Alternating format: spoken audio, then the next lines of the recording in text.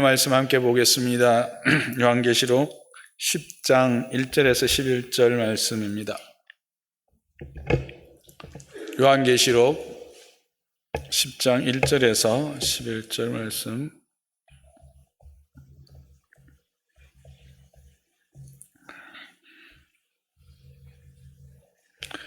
(1절에서) 11절 한 절씩 교독합니다. 내가 또 보니 힘센 다른 천사가 구름을 입고 하늘에서 내려오는데 그 머리 위에 무지개가 있고 그 얼굴은 해 같고 그 발은 기둥 같으며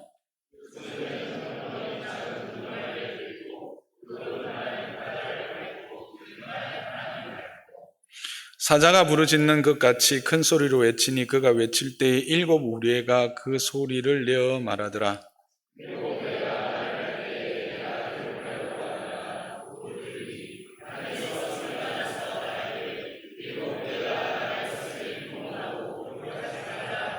내가 본 바 바다와 땅을 밟고 서 있는 천사가 하늘을 향하여 오른손을 들고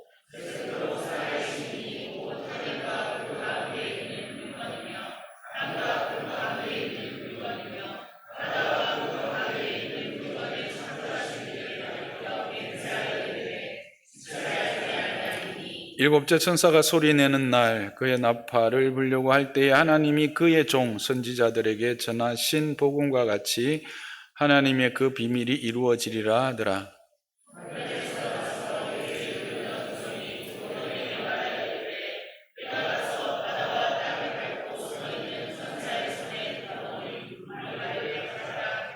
내가 천사에게 나아가 작은 두루마리를 달라 한즉 천사가 이르되 갖다 먹어버리라. 내 입에 있는 쓰나 내 입에는 꿀같이 달리라 하거늘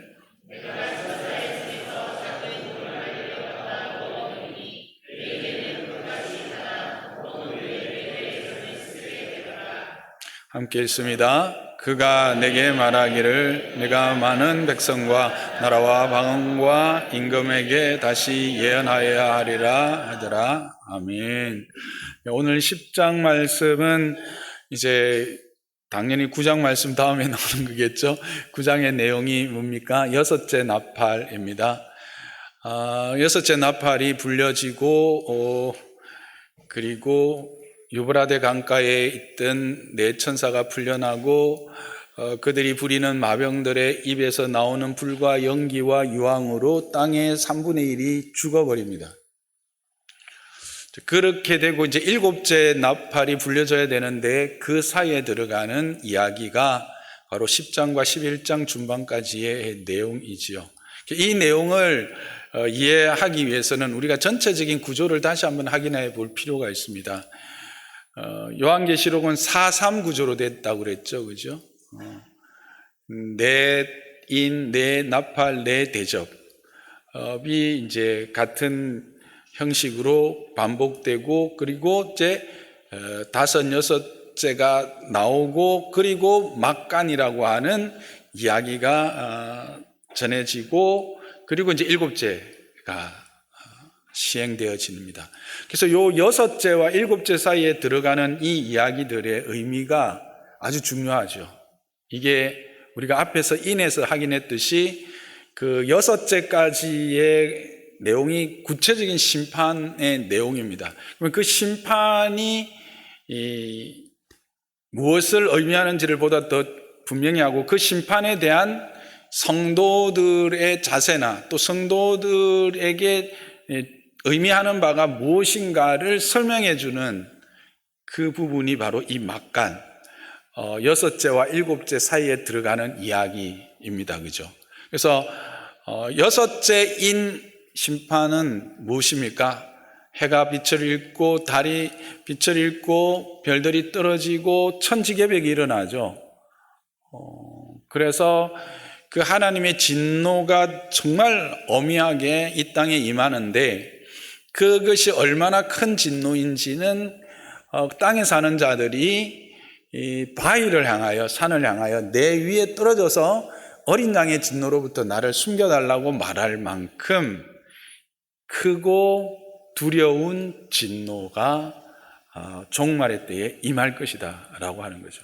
그걸 읽었던 들었던 성도들은 어떤 느낌입니까? 와, 엄청나네.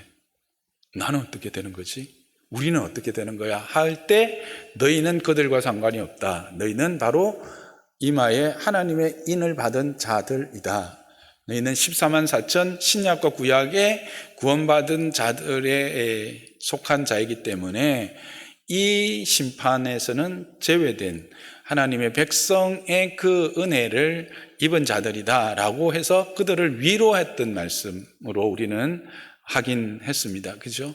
그와 같이 이 중간에 들어가는 이 이야기는 이 종말의 때에 이루어지는 하나님의 심판이 믿음의 사람들에게는 어떤 의미가 있는지, 그리고 그들에게 무엇을 요구하고 있는지를 말씀함으로 종말의 시간에 우리의 위치와 우리의 어떤 은혜와 복과 또 역할들을 확인할 수 있게 하는 말씀. 그래서 종말이 무엇인가, 우리 믿음의 사람들에게 종말이 어떤 의미가 있는지를 더 분명하게 해주는 말씀이 거기에 들어가는 말씀이다 했던 것 기억나시죠?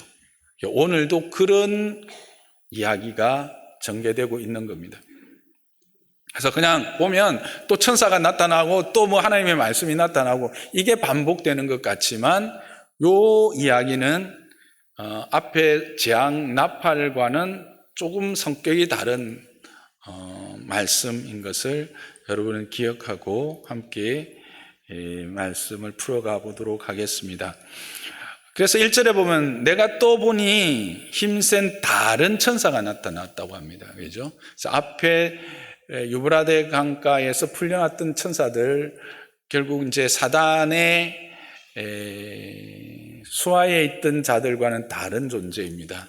그래서 그는 구름을 입고 하늘에서 내려왔고 그 머리에는 뭐가 있었다고요? 머리 위에 따라오고 계시죠? 뭐가 있었어요?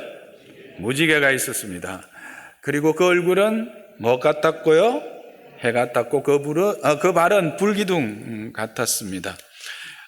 그런 그의 손에는 작은 두루마리가 들려 있었습니다. 그리고 그의 오른발은 바다를 밟고 왼발은 땅을 밟고 있었습니다. 그의 입에서 나오는 음성은 사자소리 같은데 7우레가 말을 하는 것 같은 그런 말씀입니다. 7우레는 보통 무엇을 상징한다고 했죠? 우리가 계속 우레, 천둥소리. 뭐예요? 하나님의 임재죠. 어디로부터 이것을 우리가 계속 이야기했습니까? 시내산에서 하나님의 임재가 임할 때 이와 같은 현상들이 있었던 걸 통해서 이제 하나님이 지금 이 천사를 통해서 말씀하시는 것으로 우리는 볼 수가 있는 거죠. 그래서 이 천사의 존재가 어떤 신적 권위를 가지고 이 일에 종사하고 있다, 이 일을 행하고 있다라는 걸 지금 강조하는 거예요. 그래서 어떤 이들은 이 모습이 너무나 웅장하고 장엄하잖아요. 그렇죠? 구름을 타고 하늘에서 내려오고 무지개가 뒤에 후광으로 나타나고 얼굴은 해 같고 발은 불기둥 같은 앞에 이제 예수님의 모습이 다리는 주석같이 빛나고 이런 모습을 통해서 이분이 예수님이 아닐까 이제 그렇게 이야기하기도 하는데 아닙니다. 왜냐하면 성경에서 예수님을 천사로 이렇게 이야기를 하는 것은 특히 이 요한계시록에서는 없고요. 또 이 힘센 천사라고 하는 이 존재는 앞에도 5장에도 있었고 5장 2절에도 있었고 18장 21절에도 동일한 존재가 나옵니다. 물론 묘사는 좀 다릅니다. 여기에서는 이렇게 화려하고 장엄하게 묘사한 것은 이분이 하고 있는 것이 얼마나 어미하신 하나님의 그 능력 안에서 행해지고 있는가, 이것이 얼마나 중요한 것인가를 이제 나타내려고 이렇게 화려하게 이제 형용사를 막 갖다 붙여가지고 이렇게 기록하고 있는 겁니다.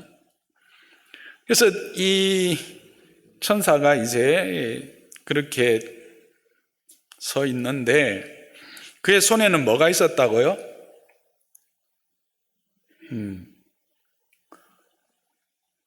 뭐가 있었습니까? 2절에 펴놓은 작은 두루마리, 작은 책이 그의 손에 있었어요.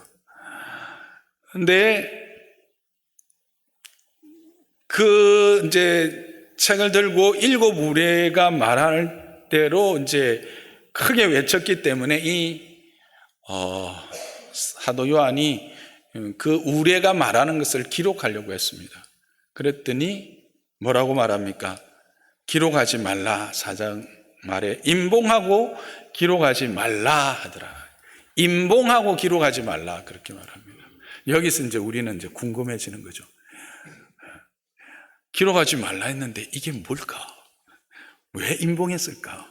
그래서 어떤 이제 이상한 사람들은 이 임봉한 것이 내게만 열려졌다. 뭐 이렇게 이야기하면서 나를 따라오너라 이렇게 이야기하는 사람도 있는데 거짓말쟁이들입니다. 여기서 임봉하고 기록하지 말라라고 하는 이것, 하나님이 기록하지 말라라고 했기 때문에 이제 가장 좋은 믿음의 자세는 뭡니까? 하나님이 우리에게 그렇게 특별히 이 시간에 중요한 것이 아니기 때문에 알려주지 않는 것이다. 왜? 하나님은 우리에게 선하신 분이니까 그렇게 받고 넘어가는 게 제일 좋아. 그래도 나는 못 넘어가. 이게 무슨 이야기일까? 특별히 뭔가 이렇게 기록해 따로 기록한 책이 있는 것일까? 생각을 해보면 그렇지는 않은 것 같습니다. 22장 10절을 한번 보면 이런 말씀이 나옵니다. 시작. 또 내게 말하되 이 두루마리의 예언의 말씀을 임봉하지 말라. 때가 가까우니라. 뭐 하지 말라? 임봉하지 말라. 때가 가까우니라. 이 시점은 어느 시점입니까? 이제 이 계시의 말씀이 종결되는 시점이죠. 22장이니까. 요한계시록이 몇 장까지 있어요? 50장까지 있어요? 22장까지 있죠.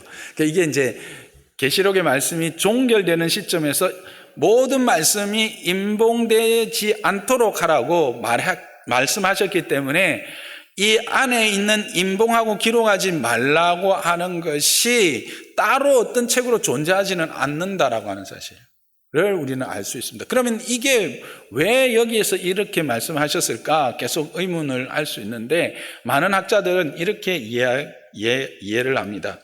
지금 이 7 우레가 말하는 이 말이 이 시점에서, 즉 6째 나팔이 불려지고 7째 나팔이 불려지기 전에 이 시점에서는 굳이 기록해야 될 이유가 없다.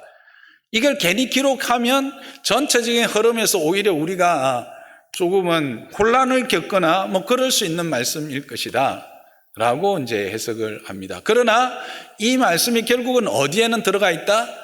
22장까지 펼쳐지는 모든 내용 안에는 들어가 있다라고 학자들은 이야기합니다. 저도 그렇게 생각합니다. 그 이유가 6절을 보면 하늘을 향해서, 즉 그 하나님을 향해서 맹세하여 이르되 지체하지 아니하리라 하는 말씀과 7절에 보면 7째 나팔, 그의 7째 천사가 소리를 내는 날 그의 나팔을 불려할 때에 하나님이 그의 종 선지자들에게 전하신 복음과 같이 하나님의 비밀이 이루어지리라 하셨던 이 말씀을 볼 때 이 기록하지 말라고 했던 7 우레로 발했던 그 말, 기록하지 않았던 말씀도 지체하지 않고 반드시 이루어질 것이다 라는 것이죠. 그리고 그것이 22장 10절을 기반으로 보면 임봉되어지지 않은 것이기 때문에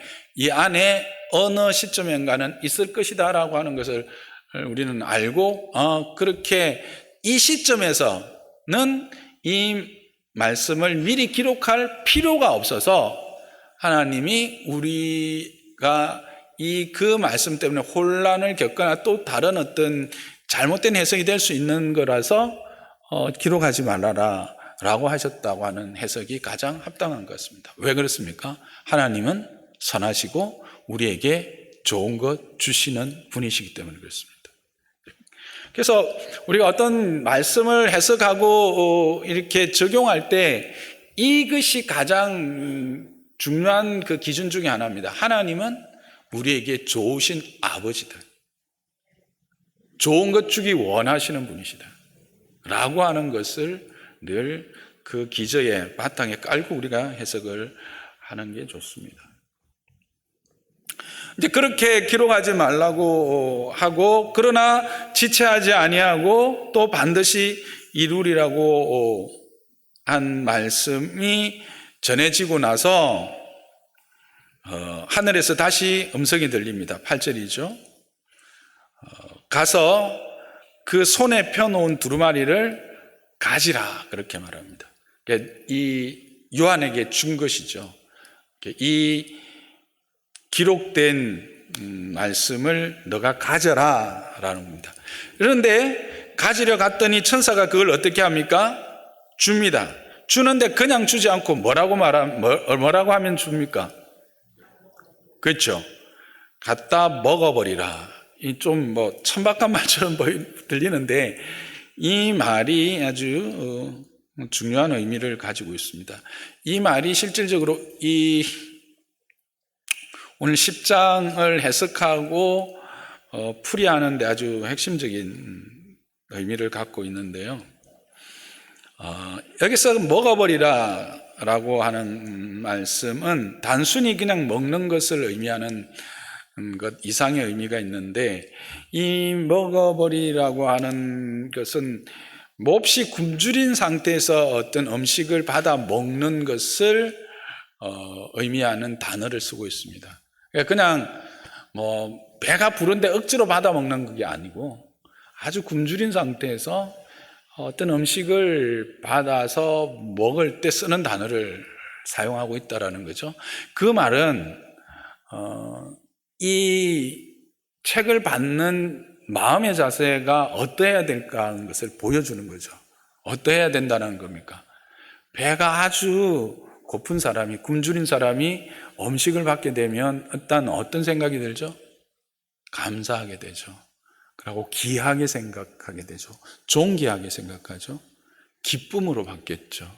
이것을 기쁨으로 받고 감사함으로 받고 존귀하게 귀하게 생각하면서 받으라라는 의미와 함께, 먹어버리라는 말 안에는 또 완전히 소화하다라고 하는 의미가 함께 있습니다. 그래서 이 두 의미를 함께 엮어보면 참으로 귀하고 존귀한 마음으로 감사함으로 기쁨으로 받아서 완전히 소화시켜라 라고 하는 의미예요.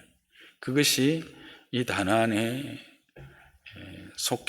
단어 안에 들어있다고 볼 수가 있습니다.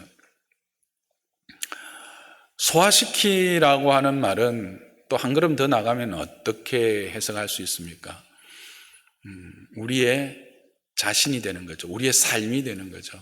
그래서 이 책을 너는 존귀하고 귀하게 생각하여 감사함과 기쁨으로 받아서 이것이 너의 삶이 되게 해라 라고 하는 말씀으로 받을 수가 있는 것입니다. 말씀에 대한 우리의 태도를 이야기하고 있습니다. 여러분에게 주어진 모든 말씀은 이렇게 존귀하고 참으로 귀한 말씀인 줄 믿으십니까? 기쁨으로 받고 감사함으로 받을 것인 걸 믿으십니까? 그렇게 우리에게 말하고 있습니다. 그런데 그렇게 해서 그것이 내 삶이 될 때 어떤 일이 일어납니까? 먼저 배에서 쓰게 된다라고 하는 것을 이야기를 하고 있습니다. 그것을 기쁨으로 받지만 그것을 소화하는 과정은 어떻다? 힘들고 어려울 것이다라는 것입니다. 고통이 따르게 될 것이다라고 하는 것입니다. 그것이 삶으로 나타나는, 삶으로 사라져가는 과정은 참으로 힘들고 어렵다라고 하는 것이죠. 그런데 그로 말미암는 결과는 어떻다?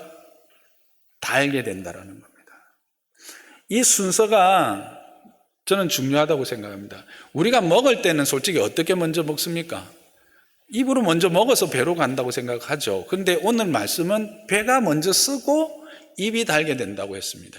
근데 이제 사도가 물론 먹었더니 달았고 썼다 이렇게 한 거는 이제 사도 입장에서 그렇게 했지만 이것이 말하는 영적 의미의 해석은 어떻게? 이것이 나의 삶 속에서 소화가 되고 그렇게 삶이 되었을 때 그 결과는 내가 단맛을 맛보며 누리게 될 것이다 라고 하는 것입니다. 실제로 이것은 우리의 이제 삶에서도 경험되어지더라고요. 여러분 많이 아파 보신 적 있으시죠? 정말 힘없이 정말 어렵고 막 때로는 막 금식을 할 수밖에 없었다. 그런데 음식이 들어가면 어떨까요? 거친 음식이 좀 들어가면 속이 쓰리죠. 힘들어요, 처음에는. 그런데 조금 있으면 어떻게? 우리가 몸이 힘을 얻어서 입에 단맛이 나요. 그러면서 음식이 들어가서 우리가 힘을 내게 되죠. 근데 짧은 기간에는 그런 거를 느끼기가 힘들 수도 있어요. 저는 이제 아시겠지만 이제 폐결핵을 앓았잖아요. 그것도 이제 재발을 해가지고 각혈도 하고 막 이랬거든요. 그래서 거의 정말 축 처져가지고 이렇게 음식을 먹으면 오히려 담즙이 올라와가지고 입에 써요. 엄청 써요. 근데 그거 이제 쓴 과정이 지나고 나면 그 다음에 몸이 음식이 들어가서 회복이 되면 어떻게 될까요? 기운이 일어날 때 입이 먼저 단맛을 느끼더라고요. 그러면서 몸이 회복되는 거예요. 이런 의미가 있는 것 같아요. 이 책을 먹어서 책이 말하는 바를 소화를 하게 되는 과정은 쓰고 고통스럽지만 그 결과는 결국 우리에게 단맛이 되고 우리를 살리는 것이 되고 우리에게 생명을 주고 우리로 활력 있게 하는 그것이다라는 말씀이죠. 그러면 그것이 뭔가 구체적으로 그렇게 우리를 힘들게 하고 우리를 어렵게 해서 쓴맛을 주는 것이 뭘까? 에스겔서를 가보면 알 수 있어요. 실제로 이 이제 배에서는 쓰고 입에서는 달다라고 하셨던 말씀이 여기에 처음 나오는 게 아니잖아요. 에스겔에게도 동일한 말씀을 주셨거든요. 에스겔서 3장 1절에서 3절을 한번 볼까요? 제가 가지고 있는 성경 여러분 좀 펴고 보면 좋겠어요. 1153페이지거든요. 1153페이지 구약입니다. 신약은 1153페이지 없습니다. 그렇죠? 네. 1150 죄송합니다. 제가 호산나 교회 성도님들을 어떻게 보고 에스겔을 보시면 한번 같이 읽어볼까요? 시작. 또 그가 내게 이르시되 인자야 너는 발견한 것을 먹으라. 너는 이 두루마리를 먹고 가서 이스라엘 족속에게 말하라 하시기로 내가 입을 벌리니 그가 그 두루마리를 내게 먹이시며 내게 이르시되 인자야 네가 내게 주는 이 두루마리를 내 배에 넣으며 내 창자에 채우라 하시기에 내가 먹으니 그것이 내 입에서 달기가 꿀 같더라. 그렇게 돼 있어요. 근데 그것이 이제 배에는 어떻게 되는 겁니까? 쓰게 되는 거죠.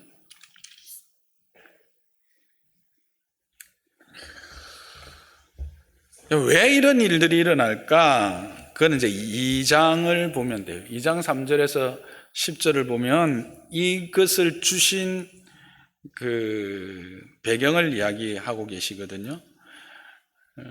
2장 3절을 보시면 이스라엘에게 에스겔을 파송하면서 주신 말씀이다라는 것을 알 수 있습니다. 내가 너를 이스라엘 자손에게 보낸다라고 하죠. 근데 그 이스라엘 자손은 어떤 존재입니까? 패역한 자요, 하나님을 배반한 자이라고 3절에서 말합니다. 그래서 그들은 얼굴이 뻔뻔하고 마음이 굳은 자입니다. 여러분, 패역하고 배반하고 얼굴이 뻔뻔하고 마음이 굳은 자들에게 가서 뭔가를 전한다. 어떤 느낌일까요? 6절에서 이렇게 말하고 있습니다.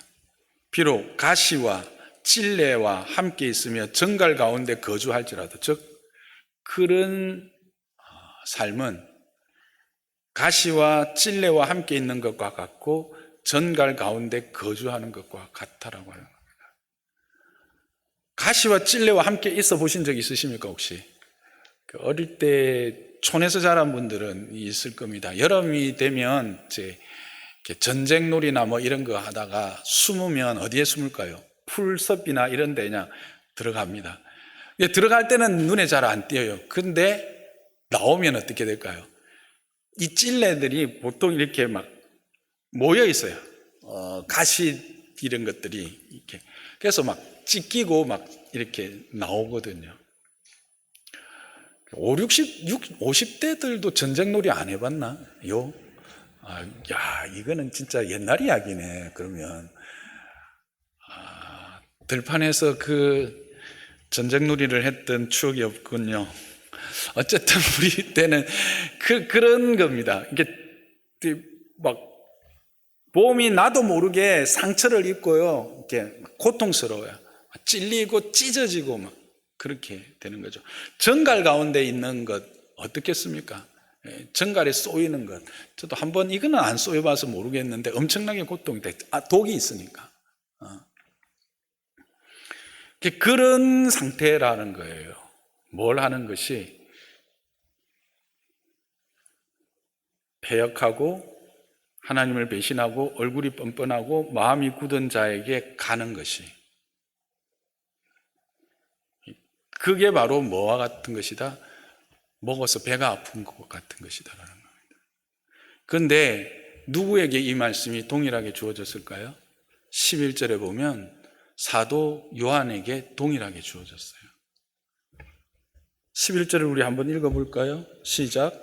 그가 내게 말하기를 네가 많은 백성과 나라와 방언과 임금에게 다시 예언하여야 하리라 하더라. 이제 지금 사도 요한이 가서 말해야 될 많은 백성, 나라와 방언, 임금, 이들은 어떤 존재들일까요? 바로 앞에 9장에 나오는 3분의 1이 그들의 반역으로, 무지로, 하나님에 대한 의지적 거부로 죽임을 당했음에도 여전히 회개하지 않는 자들입니다. 에스겔에서 말하는 이스라엘 족속과 같이 패역한 자들이요, 마음이 굳은 자들이요, 뻔뻔한 자들, 하나님을 배반한 자들인 것이죠. 그들에게 가서 이 책에 기록된 말씀을 전하는 것이 뭐와 같아? 배에 이 말씀을 먹어서 쓴 고통을 느끼는 것과 같다는 것입니다. 그런데 이게 뭐다? 말세에 그의 자녀들이 해야 될 사명이다라고 하는 거예요. 그걸 지금 말하고 있는 거예요. 뭐 어렵게 제가 막 설명을 했고 막 이게 뭔가 이렇게 해도 막 다 잊어버려도 됩니다. 이게 뭐 어디서 나왔는지, 에스겔에서 나왔는지 상관없고, 지금 10장에서 말하고자 하는 핵심이 뭐냐? 그 앞에 왜 그렇게 화려하게 뭐 천사를 막 이렇게 다양한 화려한 형용사로 막 이렇게 묘사하고 있었느냐? 그런 권위를 가지고 지금 주고 있는 말씀은 이 종말에 이런 회개하지 않는 자들에게 우리를 보내는데, 거기에서 우리가 겪게 될 일은 뭔가, 에스겔을 통해서 보면 바로 이스라엘 백성에게 가는 선지자 에스겔과 같은 형편이요, 그 결과는 우리의 배가 쓴맛을 보는 고통 가운데 들어가는 것과 같다는 것입니다. 그래도 뭐 해야 된다? 그 일이 우리에게 주어진, 종말을 사는 믿음의 사람들이 그 날에 해야 될 일이 무엇인지를 말해주고 있는 것입니다. 이것을 우리는 지난 9장을 할 때 잠시 이야기를 했었죠. 3분의 1이 죽었지만 남아있는 자가 3분의 2였어요. 왜 남기셨다? 하나님의 긍휼의 분명한 증거다. 그래서 우리는 그들을 보면서 무슨 마음을 품어야 된다? 하나님의 마음을 읽고 품어야 된다라고 했습니다. 그 하나님의 마음을 읽고 품는 자는 구체적으로 보면 어떻게 살아야 될 것인가를 지금 이 11절을 말하고 싶은데 이 11절을 말하는 이 말씀이 그저 들려주는 말씀이 아니라 이와 같이 하나님의 그 엄유하심 가운데 우리에게 전해주는 말씀이다라고 하는 사실과, 그래서 이것으로 말미암아 누려질 영광 또한 어떤 것인가, 이 천사가 얻는 그런 어떤 영광, 그런 빛남과 그런 은혜를 누릴 수 있는 자리의 초대라고 하는 것을 함께 보여주고 싶은 거예요. 천사의 화려함과 이런 장엄함은 그냥 천사가 그렇다라는 것에 끝나는 것이 아니라 이 단맛이 의미하는 바가 어떤 모습으로 우리에게 주어질 것인가를 보여주는 또 한편의 모습이다, 저는 그렇게 생각하는 거죠.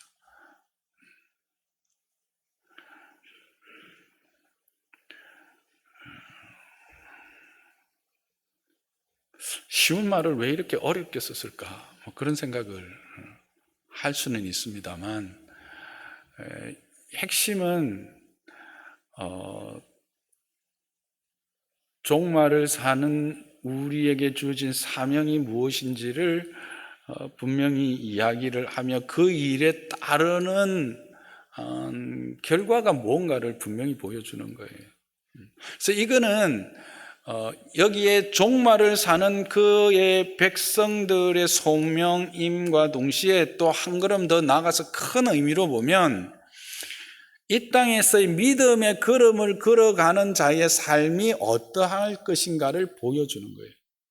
뭐예요? 이 이중적 갈등을 늘 경험하면서 사는 것이 신앙함이라는 거예요. 말씀을 내 삶에 적용하고 소화해서 내 삶이 되게 하는 과정은 너무나 힘들고 어려운, 쓴 물을 다시 올리는 것과 같은 고통의 시간들이지만 그 결과는 뭐다? 하나님의 영광스러움, 하나님의 은혜의 그 결과로 주어지는 그 영광과 복됨에 참여하는 단맛을 누리게 하는 것이다 라고 하는 것 또한 말해주고 있는 것입니다. 그래서 믿음의 걸음을 걸어가면서 늘 단맛만 생각하고 단맛만 요구하고 단맛만 경험하고 있다면 바른 믿음의 걸음을 걸어가고 있다고 말할 수 없습니다. 그래서 우리의 믿음의 걸음이 오늘도 이 믿음의 걸음을 계속 가야 하나 아니면 멈춰야 하나 하는 갈등 가운데 고통하면서 해결되지 않는 문제들을 안고 아파하고, 그러나 그 아픔 가운데 다시 하나님의 말씀으로 나를 쳐서 복종시키고 또는 그런 헤쳐나가는 과정 가운데 하나님의 인도하심, 돌보심, 공급하심을 확인하면서 누구를 만나게 되나요? 하나님을 더 분명하고 더 풍성하게 만나서 뭐가 될까? 하나님이 기뻐하시는 사람으로 빚어져가는, 다른 말로 하면 단련되어 정련되어 정금같이 되어져가는 과정이 뭐다? 우리의 신앙함이다 라고 하는 것을 여기서 동시에 보여주는 거예요. 종말을 산다라는 것, 그런 믿음의 과정은 이와 같이 이중적 갈등의 구조 안에 놓여 있다라는 것을 알아라는 거예요. 그러나 그 갈등의 구조는 결국은 우리로 하여금 어디로 인도한다? 하나님의 그 단 은혜의 맛으로 인도하게 되어진다라고 하는 사실입니다.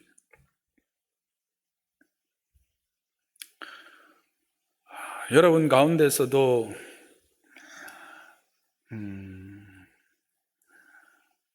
지금 이런 가시와 찔레와 함께 정갈 가운데 거주하는 것 같은 삶을 살아가고 있는 분들이 있을 거예요. 내가 가서 예배를 드리고 소그룹 다락방에 가고 성경을 읽고 기도를 하는데 여전히 해결되어지지 않는 이 가시들, 고통들 안고 가면서 과연 이 길이 내가 가야 될 길이 맞는가? 라고 고민하는 분들이 있을 거예요. 여러분 바로 가고 계시는 거예요. 거기에서 여러분이 뭘 확인해야 될까요? 거기에서 여러분들이 무엇을 잡아야 될까요? 하나님을 바라보는 겁니다. 하나님을 사랑하는 겁니다.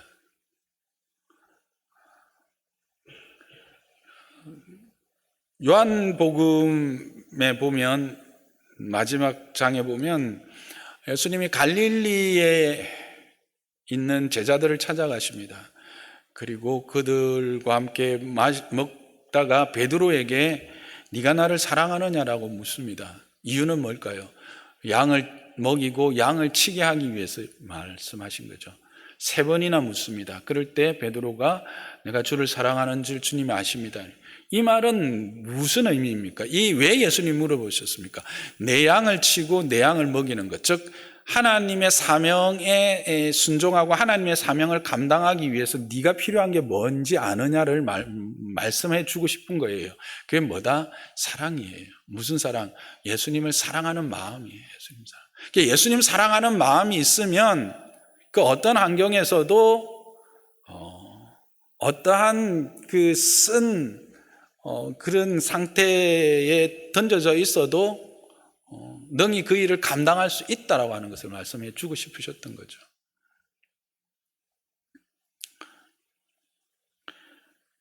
그런데 이제 우리 안에 문제는 우리가 예수님을 사랑할 수 없다라고 하는 사실, 그 능력이 우리에게 없다라고 하는 거죠. 목사님 지금 약 올리시는 겁니까? 이렇게 이제 이야기할 수 있는데, 우리 안에는 우리 스스로 하나님을 사랑할 수 있는 능력이 없어요. 그러면 어떻게 해야 됩니까? 그래서 요한일서에 보면 이런 말씀이 있는 것 기억하시죠?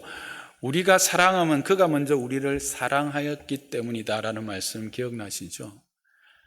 우리가 예수님을 사랑할 수 있는 것은 그가 우리를 사랑한 것을 기억하는 겁니다. 그리고 그걸 계속 묵상하는 겁니다. 구체적으로 뭘 묵상하면 될까요? 십자가입니다. 그리스도의 십자가입니다. 그리스도의 십자가는 하나님이 우리를 얼마나 사랑하였는지를 분명히 보여주는 증거지 않습니까? 그리고 그가 그 십자가를 위해서 얼마나 많은 것을 견뎌내며 참으신 것을 확인할 수 있지 않습니까? 이거를 이제 제대로 풀면 이렇게 할 수 있겠죠. 신앙함이란 이 종말을 사는 자의 신앙함의 여정이라는 것은 이 단 것과 쓴 것과 단 것의 이 이중적 갈등의 연속이다. 그러면 우리는 이 쓴 것으로부터 어떻게 단 것으로 나아갈 수 있을까? 하나님을 사랑하는 것이다. 예수님을 사랑하는 것이다. 그럼 예수님은 어떻게 사랑할 수 있을까? 그의 사랑을 기억하고 그의 사랑을 계속해서 확인하는 것이다. 그러면 그의 사랑의 가장 모체는 뭔가? 십자가다. 그래서 십자가를 날마다 묵상하고 십자가를 날마다 생각하시고 십자가를 날마다 마음에 새기십시오. 그러면 여러분이 있는 그 환경이 어떠하든지 그 환경 가운데서 능히 그 모든 것을 소화해내게 되고 그것으로 여러분의 사명이 감당하게 되어지는 힘과 능력과 지혜와 용기를 얻게 될 것입니다. 그러면 그것이 여러분의 삶을 그 쓴맛으로부터 단맛으로 옮겨 놓을 것입니다.